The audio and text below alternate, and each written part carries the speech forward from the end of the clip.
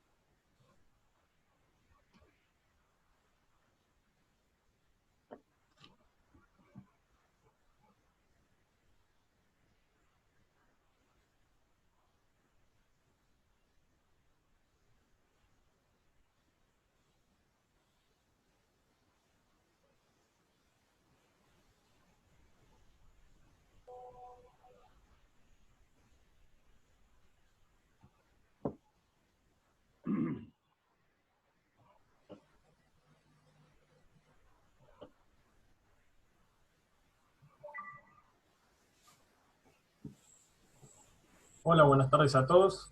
Bienvenidos a una nueva charla del Grupo LSB. Vamos a comenzar con la presentación. Como todos saben, esta es la quinta charla organizada entre el Grupo LSB y Gondwanaland. Para los que no estuvieron en charlas anteriores, les pedimos por favor que silencien sus micrófonos y apaguen los videos para una mejor comunicación. Luego de la charla van a poder mandar todas sus consultas y preguntas al correo que figura en pantalla, que es conferencia@lsbsrl.com.ar.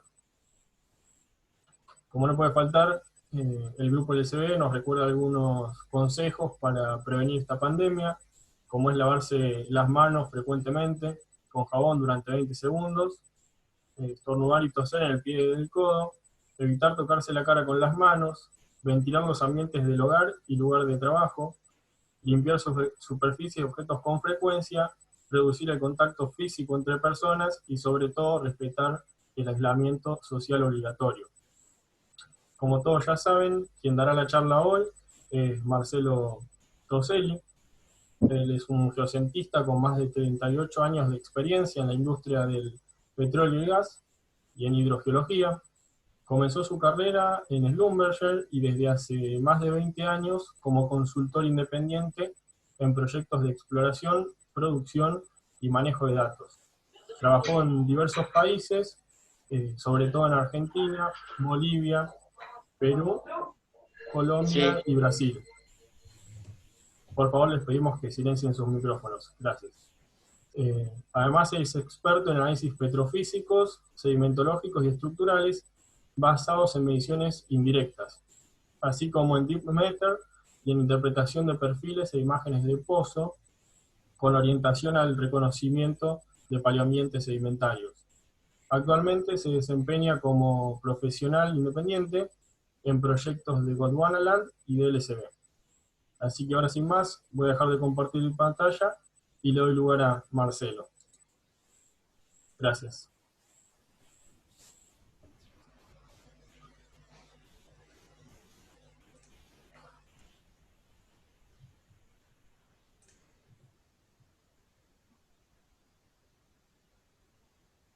Se ve ya, ¿no? Sí, Sí, sí.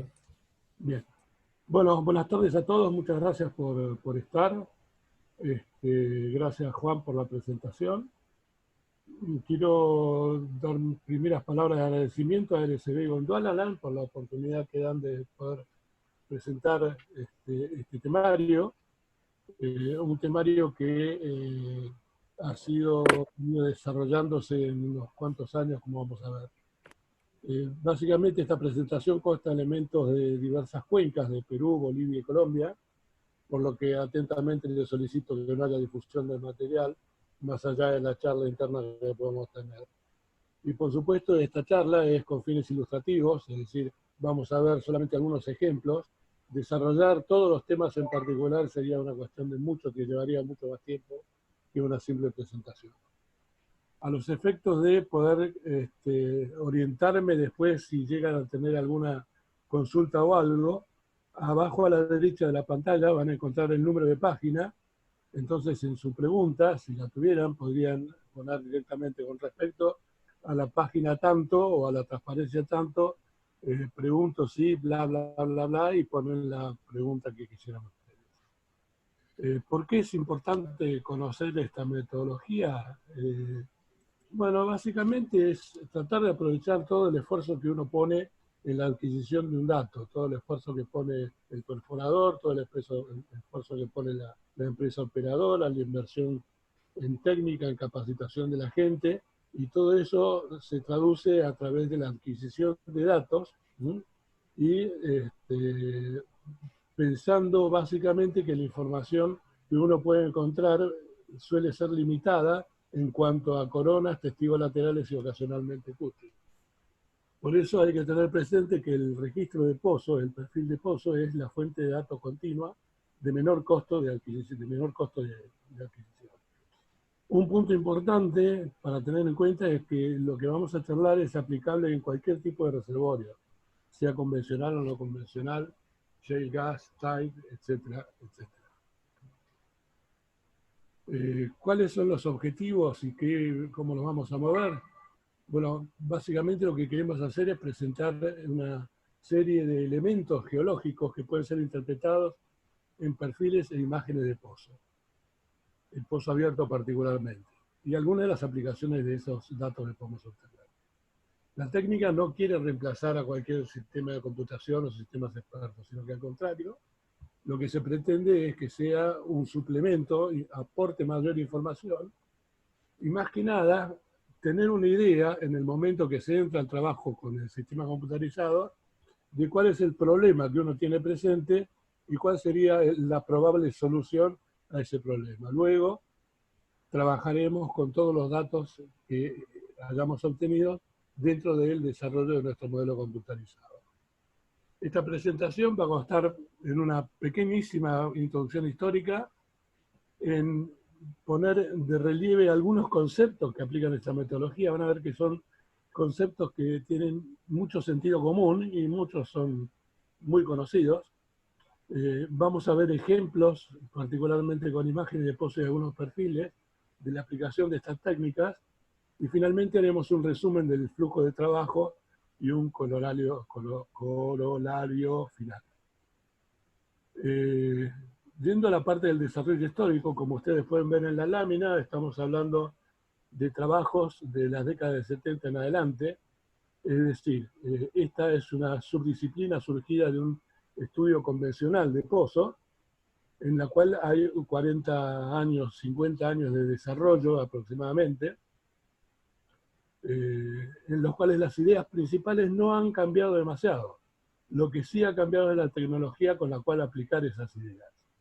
Pues los principios son siempre los mismos, mejoran en algunos detalles, pero básicamente conceptualmente son los mismos desarrollados. Lo primero que tenemos que tener en cuenta para clarificar nuestra mente es cómo es el sistema que vamos a estar viendo, el sistema que está en estudio. Yo puse esta transparencia solamente para el caso de geometrías, y nosotros vamos a trabajar con estratos que pueden estar compuestos por diferentes unidades de diferentes espesores, desde láminas hasta capas muy finas o de espesor muy grande, en la cual no todas las herramientas de pozo que se utilizan pueden resolver o tienen lo que llamamos resolución vertical para leer, entre comillas, la información proveniente de ese dato.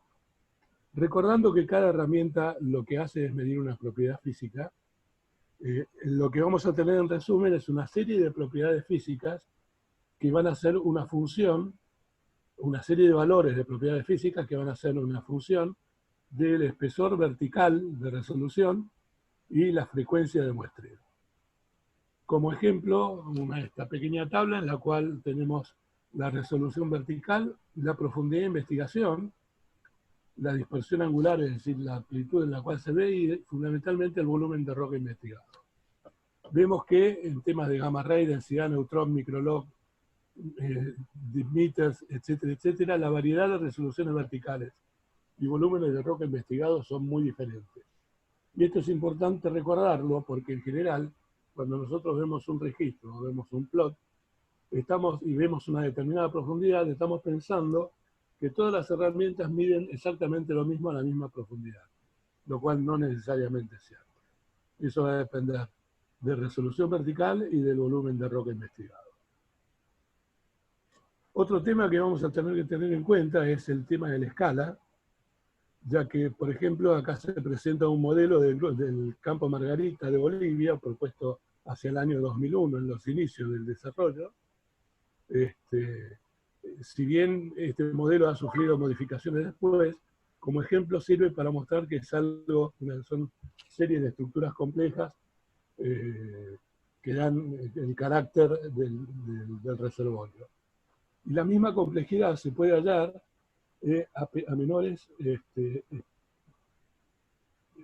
acá está, el cursor no aparecía, a menores tamaños. Acá tienen, por ejemplo, la piqueta como escala, para dar una escala.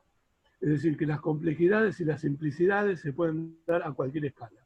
De la misma manera que hay tres formas básicas que se repiten también a cualquier escala, y que son el plano, el cóncavo y el convex.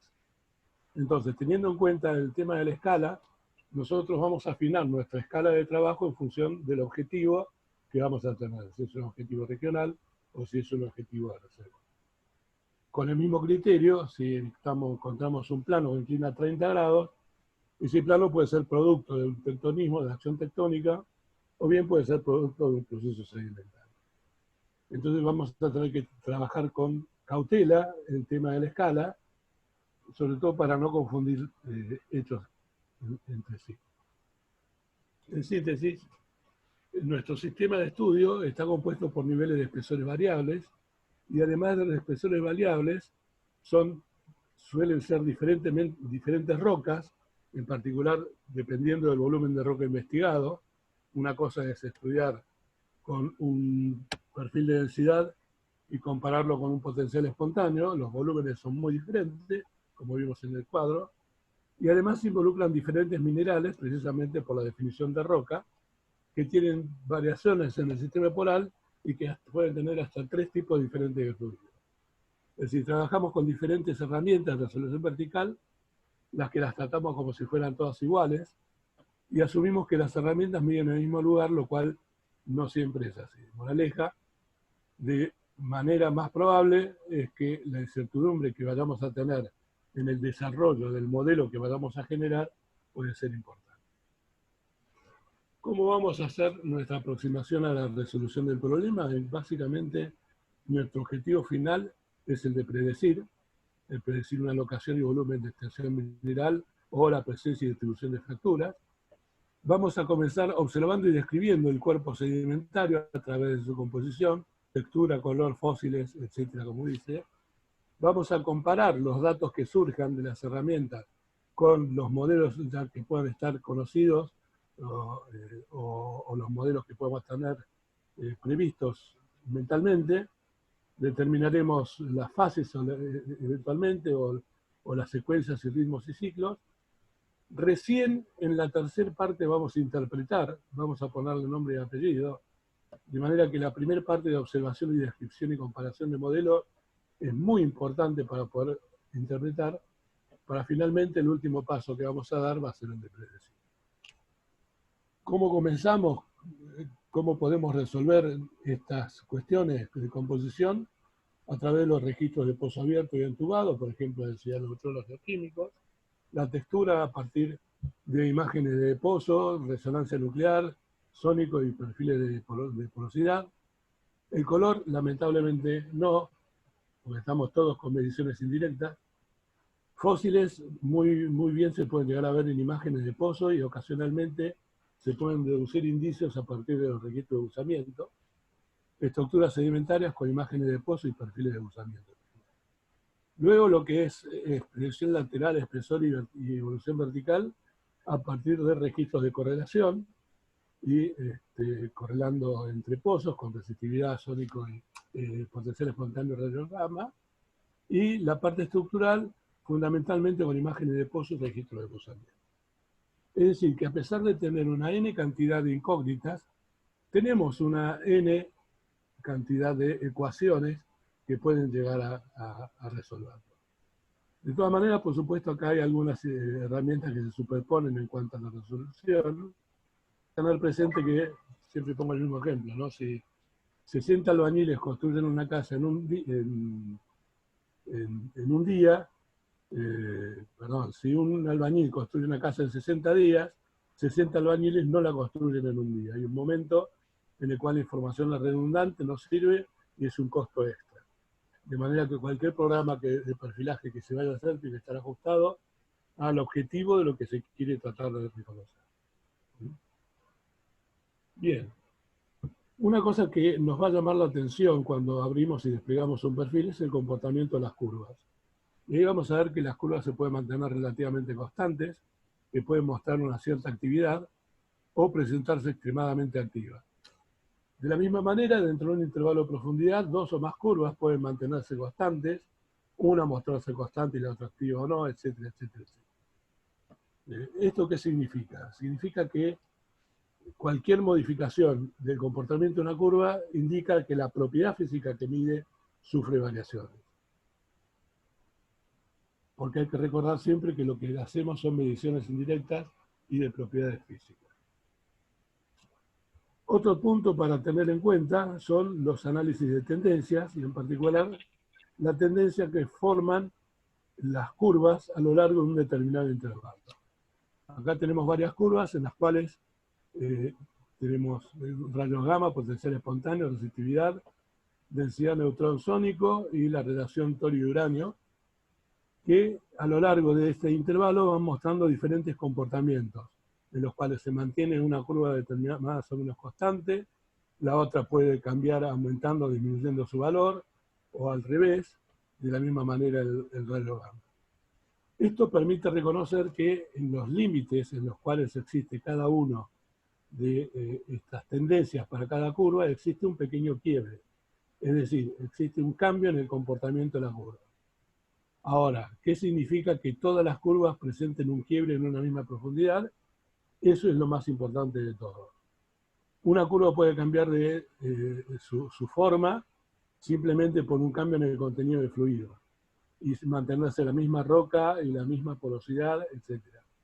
Pero sí vamos a ver que todas las curvas muestran una interrupción, un quiebre en una determinada profundidad, es indicio que todas las propiedades físicas que son medidas cambiaron, de manera que nosotros podemos asociar a fracturación, particularmente afloramiento, podemos asociar a cambios en el ciclo sedimentario, etc. Es decir, es información que nos surge y que es de interés. Dos o tres, en realidad 4 conceptos que aplican a la metodología y que hay que tener en cuenta. Y estos son los principios de causalidad, el concepto de similitud, ritmicidad, variaciones laterales y concepto de equilibrio. El principio de causalidad es básicamente, dice que una misma causa genera un mismo efecto. Esto es que si existen pozos diferentes que sean similares, se puede pensar que las condiciones de sedimentación fueron similares y que se trate de un mismo reservorio, a menos que el fenómeno no fuera aislado en el tiempo. Es decir, que nos separe esta correlación una línea de tiempo. El concepto de similitud se basa en que la forma que adquieren las curvas, esto es la amplitud, frecuencia y posición, es comparable y son comparables en un arreglo vertical. Es decir, dos pozos diferentes con curvas que tienen la misma forma, podemos pensar que esas curvas, ese intervalo se corresponde a lo mismo. El concepto de ritmicidad es que las secuencias están separadas por superficies de continuidad, las cuales son indicadoras de quiebres en el proceso sedimentario, y previo al retorno de las condiciones anteriores, las cuales son similares a las que formaban las secuencias sobre las que se apoya. Esto es, tenemos un espesor determinado que tiene una determinada evolución, la cual se corta a través de una superficie de discontinuidad o quiebre para retomar de nuevo la misma condición previa. El concepto de variación lateral, básicamente para un mismo tiempo dado podrán depositarse diferentes fases en una misma cuenca, este es conocido, es estándar.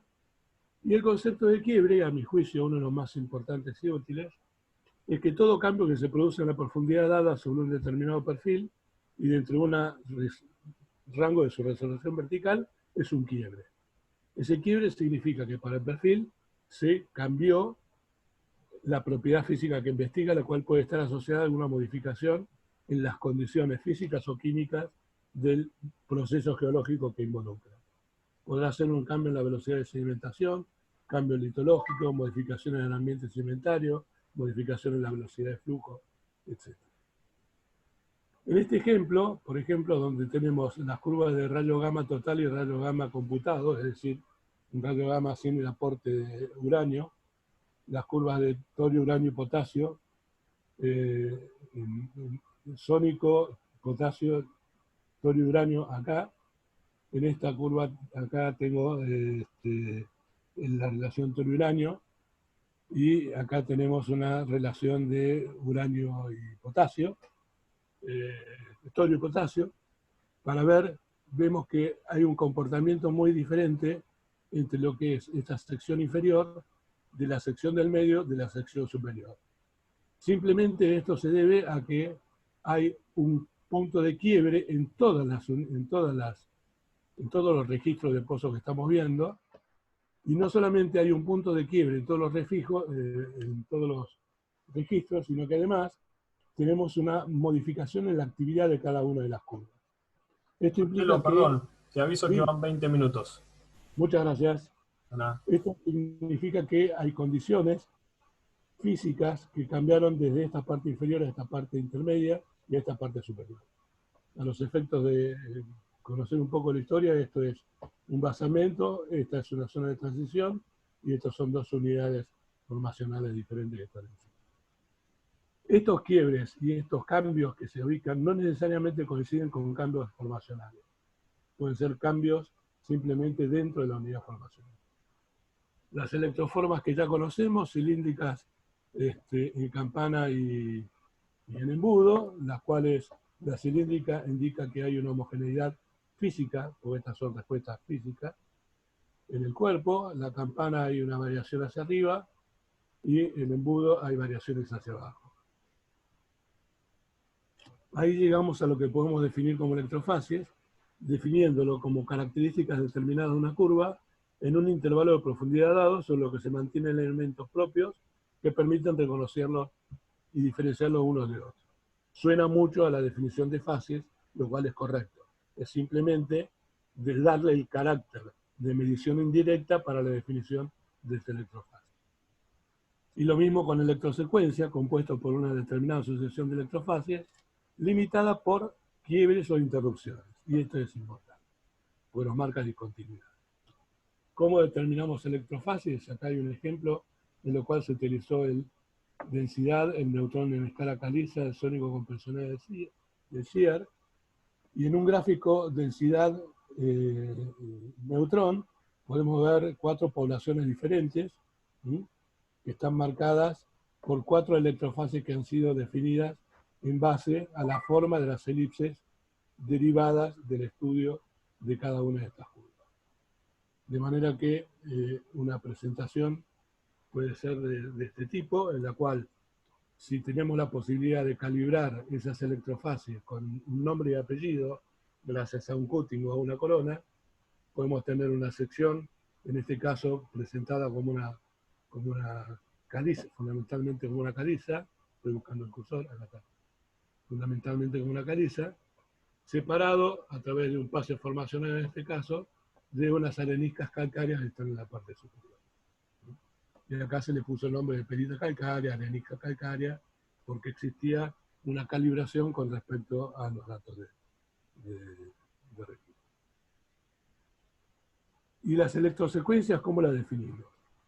Acá tenemos limitados por las 2 líneas coloradas la formación San Telmo, esto es en un pozo de Bolivia, y en lo cual, utilizando el mismo concepto de quiebres, vamos a tratar de reconocer diferentes intervalos. ¿Sí? Es relativamente sencillo en este caso.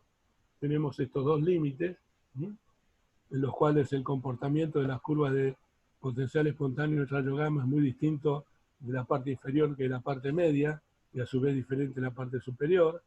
El comportamiento de las curvas de resistividad y porosidad también. Y esto nos permite reconocer que hay tendencias, reconocemos las tendencias de cada una de las curvas, y nos permite reconocer 3 diferentes electrosecuencias. Lo mismo que aplicamos para lo que son registros de pozo abierto y todo lo demás, podemos hacer los registros de buzamiento de imágenes de pozo.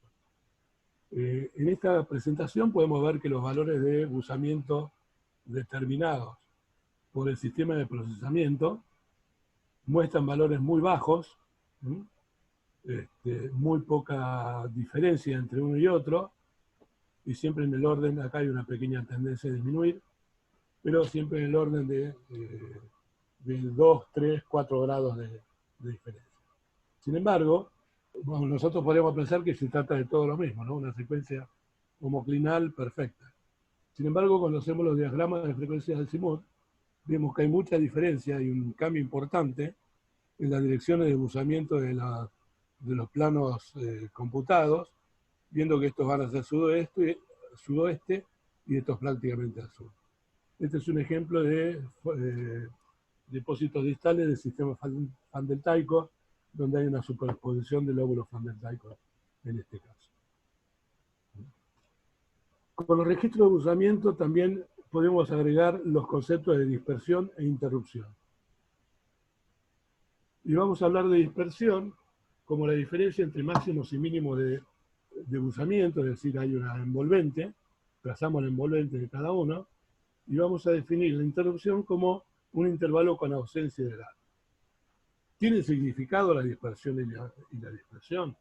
Vamos a ver que la dispersión está relacionada a energía del medio sedimentario, si estamos viendo el medio sedimentario y el modelo permite suponer eso, con formaciones de tipo, estratificaciones de tipo masivas o planares, puede ser bioturbación, es decir, rotura de la estratificación por acción biogénica, entonces los planos que determinan no son muy claros y se produce esa dispersión. Puede ser por deformación sin sedimentaria o acumulaciones de organismos. En un pozo, una oportunidad, estaba viendo esto, y por supuesto empecé marcando los máximos y mínimos, se comenzó marcando los máximos y mínimos, y se notó que había una interrupción, un quiebre en una determinada profundidad. Entonces sospechó la posibilidad de una discontinuidad importante entre ambos, y lo que se hizo fue llevar a la horizontal los elementos finos de la sección superior para ver cuál era la geometría de la sección superior con la inferior.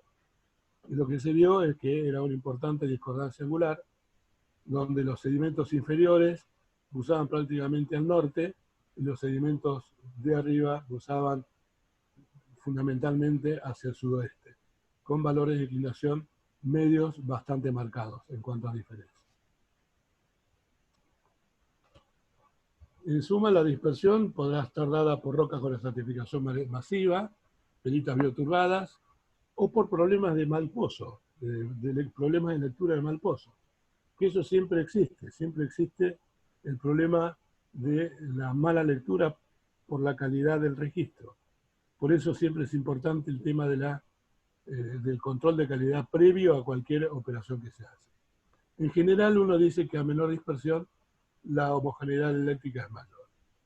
La interrupción por su lado es comparable a un quiebre, que podrá estar dado por mal calibre de pozo, es decir, no hay lectura porque el calibre de pozo es demasiado grande, entonces la lectura es muy mala y leemos agua, por ejemplo. Puede ser por bioturbación, depósitos masivos, etc. En definitiva, para cerrar esta parte, la aplicación del concepto de quiebre permite estimar discontinuidades, las electrofases calibradas, interpretar en términos geológicos un determinado intervalo, caracterizado por un comportamiento particular de los registros de pozo. Y si bien existen reglas generales de interpretación, todo esto es válido dentro del contexto de un modelo. Tenemos que tener una idea aproximada de dónde estamos parados o cuál es el modelo que nosotros hipotéticamente pensamos que puede estar desarrollándose, y después veremos si a través de las señales y datos y signos que podamos reconocer a partir de la información parcial de cada una de las herramientas y de los cruces, etcétera, si coincide, se cierra el modelo que tenemos o tenemos que modificarlo. Y por supuesto la escala de trabajo, de análisis de trabajo, es la que pone el límite al reconocimiento de forma y depende de los objetivos del trabajo. Con respecto a la litología, no voy a entenderme mucho con esto porque es conocido lo que son los gráficos de densidad de neutrón, los rayos gamma espectrales con torio, uranio y potasio, registros geoquímicos, calcio, oxígeno, magnesio, hierro, azufre, y si están calibrados, potencial espontáneo, rayos gamma naturales. Por eso, si ustedes se acuerdan de una de las primeras transparencias, era observar, describir, interpretar y predecir. Nosotros, la decisión de que el potencial espontáneo me está mostrando una arenisca es solamente si yo pasé las primeras dos partes, la de observación y la descripción, y la comparación con un modelo análogo de superficie. En líneas generales de movida, decir que una deflexión del CP es una arenisca puede ser peligroso, porque la deflexión del CP se genera por varios motivos. Entonces, si están calibrados, sí, por supuesto, el potencial espontáneo del registro de rayo gamma no va a dar cambio. Y otras fuentes son, por supuesto, el cutting, la corona y los testigos laterales. Como regla general, el contenido de hierro y magnesio tiende a aumentar lo que es el factor fotoeléctrico y la densidad. De la misma manera, el sodio y el potasio tienden a bajar los valores. Minerales oscuros, como los biatitas, afíboles y piroxenos, tienden a aumentar el factor fotoeléctrico, mientras que los feldespatos y las plagioclasas sódicas y el cuarzo tienden a bajar ese factor. De manera que sedimentos próximos a áreas ácidas tienen menos densidad y factor fotoeléctrico que aquellos cercanos a áreas de aporte básico. Y esto es importante cuando queremos hacer estudios de área de proveniencia a partir de registros, o al menos en tratar de comprender por qué una arenisca que está muy bien, que es texturalmente muy madura, es mineralógicamente inmadura, lo cual puede ser por el área de proveniencia de los elementos. Y por supuesto del flujo del medio sedimentario que lo genera.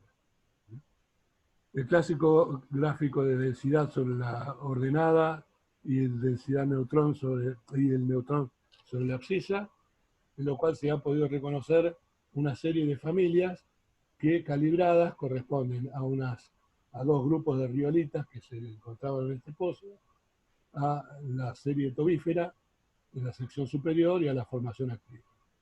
Es decir, tener la calibración permite identificar las litologías o eventualmente las mineralogías, y a partir de estos datos también ir a la definición de electrofásico. Este es el gráfico de densidad aparente y U-matrix, donde el U-matrix es básicamente el factor fotoeléctrico multiplicado por la densidad, descontado el aporte de la porosidad, y es claro una dispersión desde zonas que son posiblemente areniscas a tendencias de hilitas, o shale, mejor dicho. Después hay valores más importantes que pueden llevarnos a una mezcla de calcitas o anhidritas, posiblemente sean de tipo evaporítico lo que tengamos. Entonces, fíjense lo que yo les estoy comentando. Ya estoy hablando de evaporitas, estoy hablando de arenisca, estoy hablando de shale, estoy hablando de velocidad del medio de flujo, estoy hablando de un factor fotoeléctrico bajo o alto. Son todas condiciones, son todos pequeños elementos, pistas, que me llevan a tratar de determinar el modelo.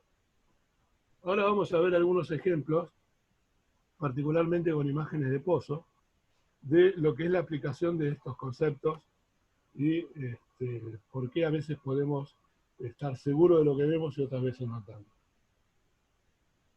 Solo para recordar, si este es nuestro pozo y este es un plano que atraviesa el pozo, nosotros vamos a trabajar con el pozo desplegado, es decir, que el punto más a la izquierda es homólogo al punto más a la derecha, y cualquier plano inclinado en su proyección va a dar una forma sinusoidal. Lo primero que destacamos acá es que si el pozo es vertical, la relación entre el pico y el valle nos va a dar una idea de la inclinación, del valor de inclinación de la capa que tiene el plano, perdón, no la capa, que tiene el plano. Y la dirección en la cual se encuentra el valle suele ser, es la dirección en la cual inclina ese plano. Entonces ya hay dos medidas que podemos leer directamente de una sinusoide o de la imagen de pozo que nos otorga. Vamos a ver casos de contactos, por ejemplo. Acá tenemos lo que es una serie tubífera con la formación Springhill y lo que se ve en imágenes de pozo. Una imagen estática es, entendamos para ponernos de acuerdo y ser sencillo, lo que viene de la adquisición del pozo, y una imagen dinámica surge de un procesamiento de imagen estática que permite mejorar la resolución interna de los cuerpos. Por eso se ve un poco más oscura y con mejor definición. Lo que tenemos acá es básicamente un quiebre muy importante entre lo que es la serie tubífera y la formación Springhill. Luego habría otro quiebre acá arriba que sería la formación Panamaica para arriba. Y en la imagen de pozo lo que vemos son comportamientos desde el punto de vista eléctrico diferentes. Quizás es una cuestión de un ojo entrenado, pero los planos que figuran acá, que se obtienen en el tramo inferior, suelen ser de alto ángulo, o en este caso son de alto ángulo, y pasado el hipotético o el probable contacto, lo que se ven es un cambio en la actitud y en la dirección de los planos. Este es otro ejemplo de discordancia angular. Acá tenemos dos unidades formacionales, las cuales las he denominado en este caso X e Y. Y lo que importa ver es cuál es el comportamiento eléctrico de esta sección inferior con respecto a esta sección superior. No solamente hay diferencia en el comportamiento eléctrico, sino que además cuando vamos y marcamos determinados planos y fracturas y todo lo demás, vemos que el comportamiento es muy diferente a la parte superior.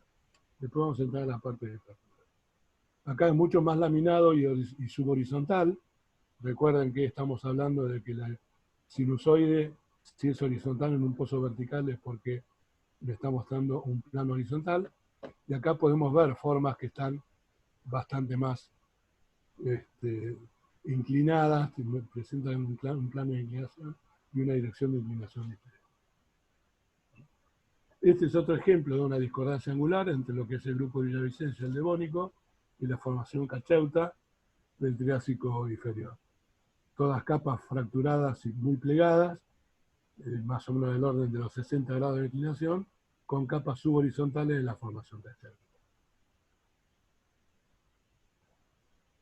Otro ejemplo de contacto es lo que podemos interpretar como un contacto erosivo.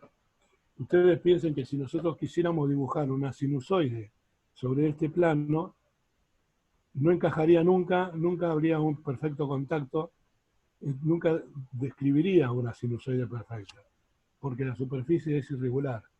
Y esa irregularidad está dada muy probablemente por el efecto de un contacto, por efecto de erosión en el momento de la depositación de los materiales arriba. Por eso uno puede entender como a estos puntos como intraclastos, es decir, material arrancado de la base y puesto dentro de la masa del cuerpo que se dispuso arriba. En ambientes eólicos, por ejemplo, podemos tener lo que es el reconocimiento de una zona de interduna, una zona de pie de duna con el desarrollo de las capas frontales. Esto se reconoce bien. Por supuesto, estas formas son comparables a otras que pueden darse en medios marinos, litorales y costeros, pero esto lo sabemos porque tenemos un modelo que nos responde a esto y sabemos dónde estamos parados. Por eso asumimos que estamos frente a ambientes eólicos. De la misma manera que acá, en el Cretácico boliviano, tenemos un pie de duna, el desarrollo, y acá se ve una variación en la dirección de inclinación de estos planos, lo que nos sugiere que son ondulas de cuesta sinuosa, mientras que acá tenemos el mismo desarrollo de pie de duna, pero acá las inclinaciones se mantienen a lo largo del cuerpo, pudiendo pensar que son dunas de cresta recta. De las estilolitas, si son fracturas, si son disolución, bueno, sabemos que son disolución. Algunos las consideran como fracturas, otros no, pero fuera de la discusión, lo que tenemos es que el desarrollo de la estilolita básicamente nos muestra direcciones de esfuerzo máximo en cuanto al desarrollo de la altura de sus picos y dirección de sus valles. Entonces, cuando entramos y vemos, son estilolitas de la formación Copacabana en Perú. Recuerden que esto es el pozo desplegado, no es un afloramiento. Vemos estas formas y encontramos direcciones de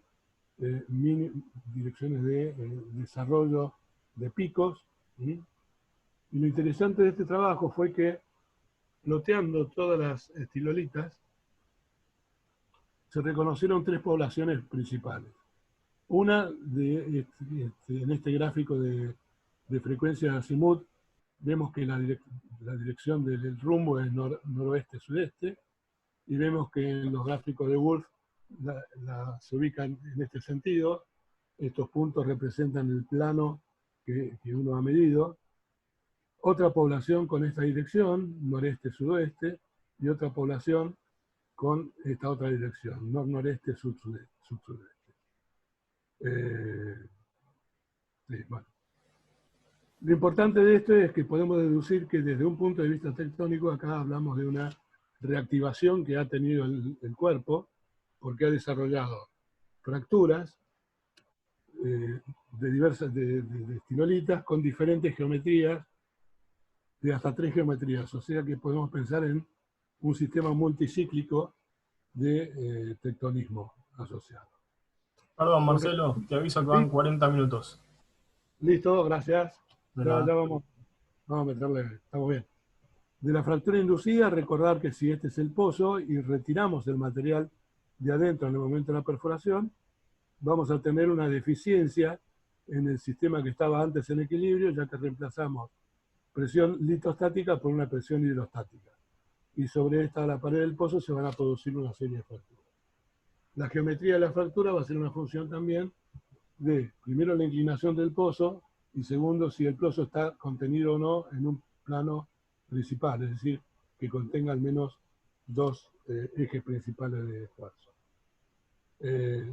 Se desarrollan en una dirección de esfuerzo mínimo, que es la H minúscula, fracturas particulares que se llaman breakouts. En la dirección del esfuerzo máximo, es decir, a 90 grados, se pueden desarrollar otro tipo de fracturas, que son fracturas tensionales. Entonces, trabajando con detalle, esto es escala 1 en 5, más o menos. Los breakouts nos marcan cuál sería la posición de la dirección de esfuerzo mínimo, etc. Lo importante acá es que podemos entender, uno, cuál es la dirección en la cual una eventual fractura hidráulica va a desarrollarse. Esto no nos va a marcar la altura de la fractura, pero sí nos va a marcar la dirección de la fractura. Y también hay algunos casos donde se ve que la presión hidrostática ha sido un poco mayor que la presión de ruptura y se fueron pequeñas microfracturas debidas a esa diferencia de densidad del lodo. Otras fracturas que suelen aparecer son las que se generan antes de la perforación, es decir, por el mismo peso del tonelaje del trépano y la columna sobre la roca, que son fracturas que vamos a ver más que nada en los costados de la imagen, que no es el caso. Ejemplo de fracturación inducida, marcadas las fracturas inducidas, llegamos a tener, en este caso, direcciones de esfuerzo principal máximo y mínimo a 90 grados, lo cual nos confirma la idea de que sí, en realidad son fracturas de tipo inducida los que han sido marcadas. Ejemplos de rocas volcaniclásticas, por ejemplo, lo que son en cuestión de texturas. Esto sería una pilita con algunos bloques de su metro, si estamos hablando de 15, 20 centímetros, las pilitas y bombas, como piroclastos. Acá podemos entenderlo como tobas, caída de flujo de ceniza y intercalaciones de areniscas. Deducido todo a través de los registros de pozo abierto. Fíjense qué interesante la tendencia del rayo gamma en esta posición y la tendencia de la resistividad hacia este lado, ¿no? Mientras que el factor fotoeléctrico se mantiene muy constante a lo largo de todo este intervalo. Brechas volcánicas o autobrechas en flujos de lava, que también se ven muy bien. En este caso creo que hay calibración por corona. También el tema de fracturas parcialmente abiertas, es decir, no hay una continuidad en los planos. En los planos no hay una continuidad bien marcada, o sea que se puede pensar que esta parte está abierta, este mínimo acá blanco es cerrado y así interpretar que la fractura es parcialmente abierta. Formas biogénicas. Acá tenemos sobre la formación Molitzinco en el caso de la izquierda y Copacabana en el caso de la derecha, estromatolitos, que no son del mismo tipo, no son de la misma clase, pero el hecho de encontrarlos ya nos permite tener una idea, si no de la línea de costa, porque, bueno, en realidad sí, la línea cóstica, pero básicamente la profundidad mar, que estamos en zona fótica para que se desarrollen estas estructuras.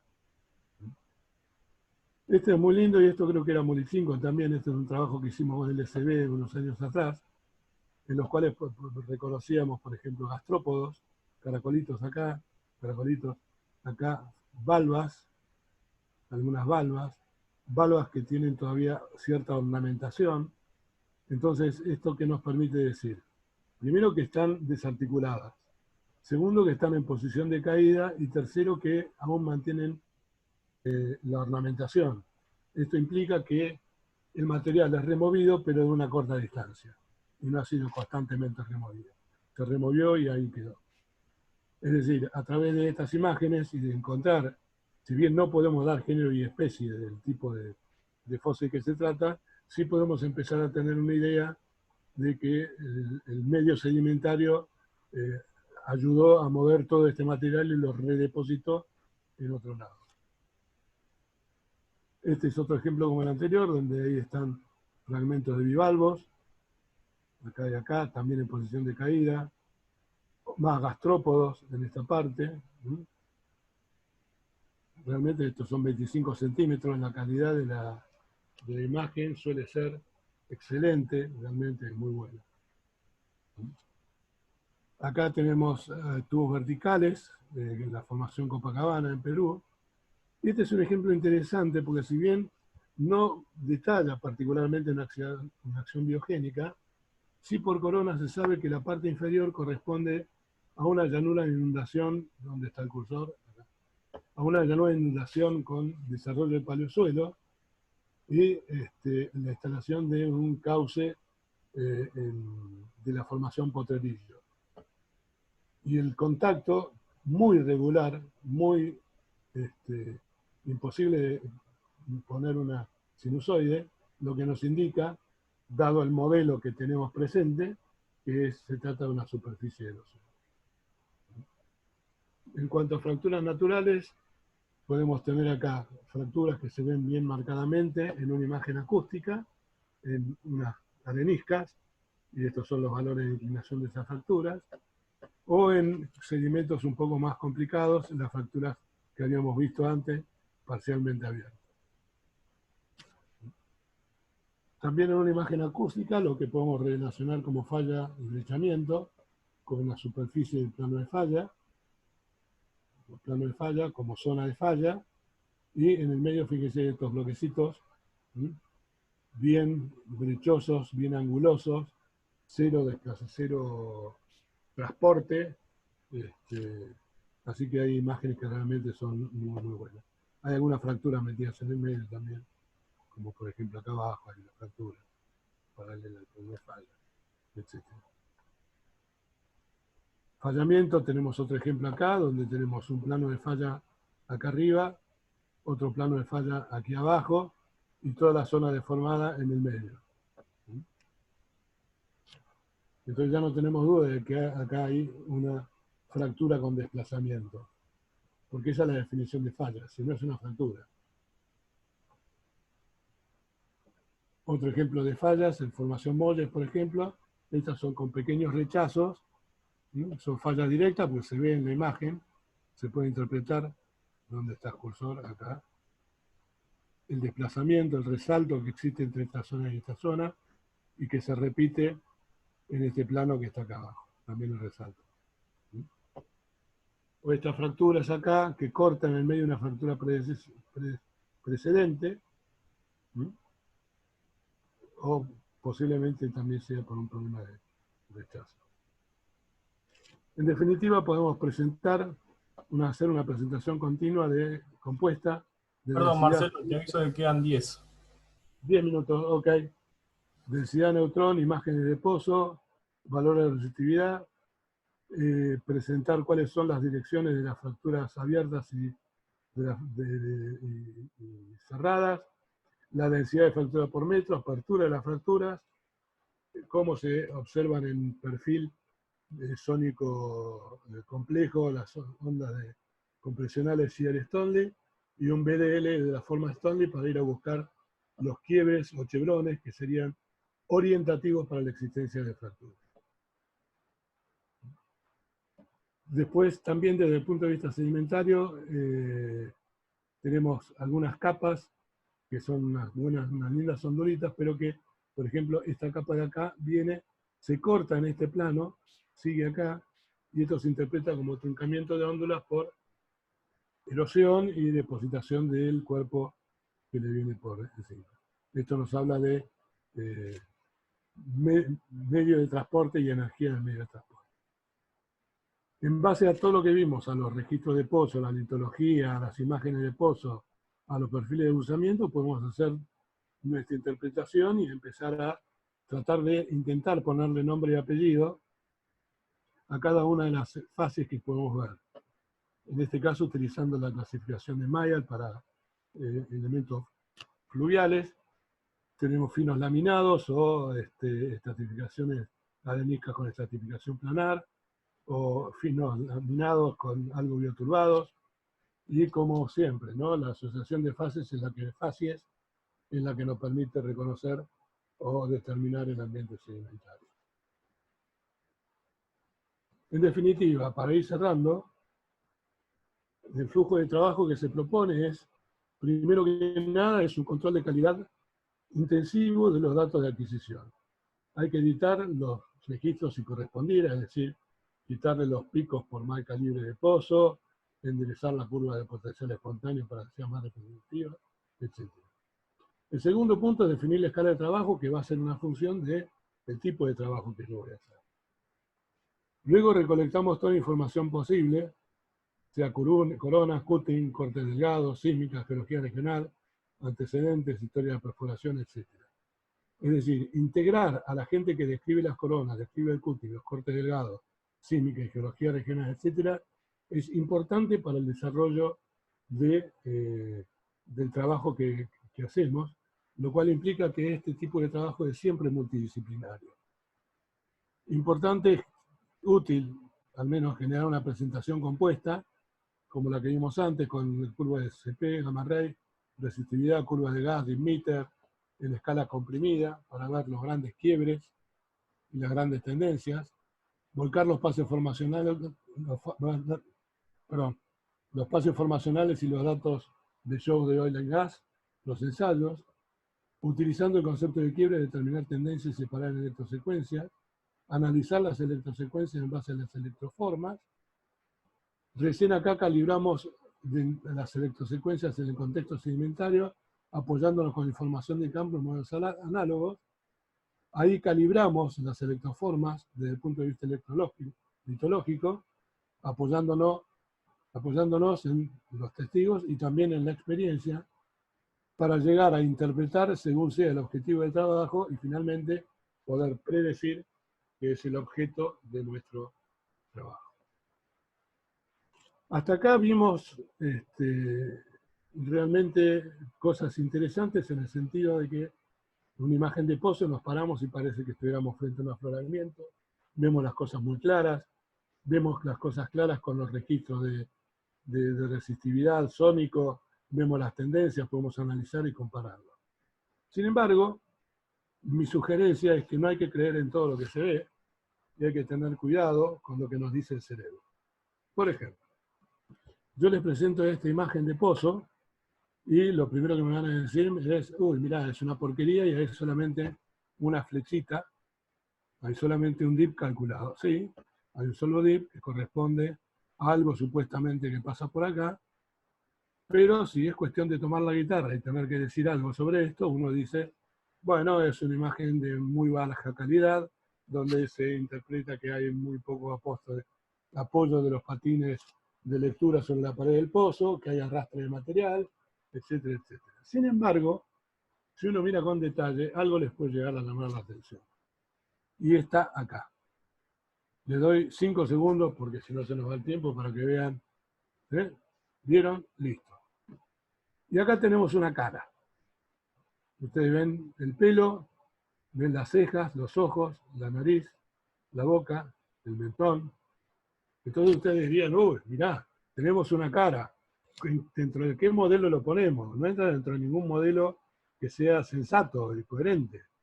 Es decir, nuestro cerebro, al juego de sombras, dadas por al juego de colores, mejor dicho, dado por la distribución eléctrica de acá, nuestro cerebro nos hace recordar a una cara, pero no por eso la cara existe. Entonces, cualquier cosa que nosotros veamos en los registros, siempre tenemos que estar seguros de que esté, primero, conceptualmente correcto. Segundo, que sea coherente desde el punto de vista de nuestro modelo. Nuestro modelo no admite, el modelo geológico, no admite que a 3.000 metros de profundidad esté la cara de una persona metida ahí adentro. De manera que hay que tener siempre presente y en cuenta que lo que nosotros vayamos a razonar sea de sentido común. Si está dentro del sentido común, está bien. ¿Es mejorable? Seguro que va a ser mejorable. Pero nadie va a poder decir que estamos muy errados. En definitiva, para terminar, los beneficios directos para el negocio es que si aplicamos un flujo con un proceso estandarizado, vamos a generar valor en el uso de esta información. Como les decía antes, tenemos una determinada cantidad de dinero invertido en registro que tenemos que aprovechar. La información presentada son los inputs necesarios para la construcción de modelos sedimentarios estructurales que alimentan finalmente un modelo estático. Una correcta definición de estos modelos es crucial para nuestros cálculos futuros en recursos y volúmenes, que son lo que es el valor de la compañía operadora, lo que vale la compañía. Y decididamente en esta altura del desarrollo tecnológico tenemos que llevar adelante ideas no convencionales, que solo se obtienen cuando echamos a andar estos procesos y ayudamos a las personas a construir el equipo. Así que yo quiero darles muchas gracias por la paciencia. Fueron 56 minutos 45 segundos, pero estén todos. Para cualquier consulta pueden escribir a la dirección de mail que figura ahí. Y otra vez más, muchísimas gracias por la atención y quedo a lo que ustedes necesiten. Gracias. Muchas gracias, Marcelo, primero a vos por la excelente charla que diste. Les agradecemos a todos por participar. Les recordamos que pueden enviar sus consultas al correo de conferencias, y de paso les comentamos que la semana que viene tendremos una nueva charla a cargo de Horacio Stigliano, que es la ingeniería de yacimientos en el mundo de reservorios no convencionales, para que ya tengan en mente lo que se viene. Les agradecemos a todos, esperemos que lo hayan disfrutado.